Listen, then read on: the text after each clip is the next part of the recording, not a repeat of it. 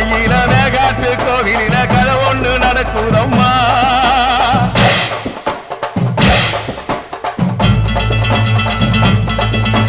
காட்டு புலி ஒண்ணு காயம் பட்டு போச்சே காரணம் யார் சொல்லம்மா.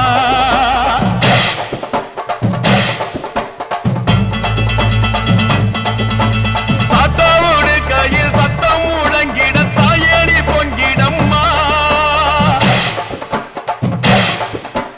சாத்தாவோடு கையில் சத்தம் முழங்கிட தாயணி பொங்கிடம்மா. சூளக்காளியே அத்தா தாயே, சூளக்காளியே